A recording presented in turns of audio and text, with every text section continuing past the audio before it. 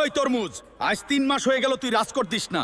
যদি আগামী কালকের মধ্যে সব ট্যাক্স শোধ না করস, তোরে এই রাজ্যের সীমানা থেকে লাথি মাইরা বের করে দিমু। ও মহারাজ, দয়া করেন, বন্যায় আমার সব ফসল নষ্ট হয়ে গেছে, ঘরে একটা চালের দানাও নাই।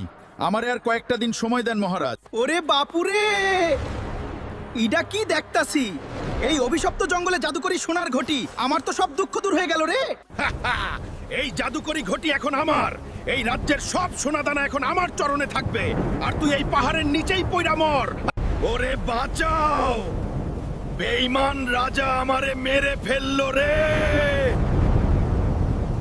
ওরে লোভী রাজা, তুই আমার একমাত্র বাবারে জ্যান্ত মেরে ফেললি। আল্লাহ তোর এই পাপ কখনো ক্ষমা করতো না। তোর এই পুরো রাজপ্রাসাদ ধ্বংস হয়ে যাইব। লোভী বেগুন রাজা, তুই আমার সাথে আর আমার বুড়ো মায়ের সাথে বেইমানি করছস। আমি আবার ফিরে আসমু তোর এই পাপের সাম্রাজ্য ছাই বানিয়ে দিতে। বন্ধুরা, বেইমান বেগুন রাজার এই অত্যাচারের শেষ দেখতে চান? তরমুজ কিভাবে তার মায়ের অপমানের প্রতিশোধ নেবে? এই গল্পের পার্ট 2 দেখতে জলদি আমাগো বায়োটুন ফ্যাক্টস চ্যানেলটারে সাবস্ক্রাইব আর পেজটারে ফলো কইরা দেন। ধন্যবাদ।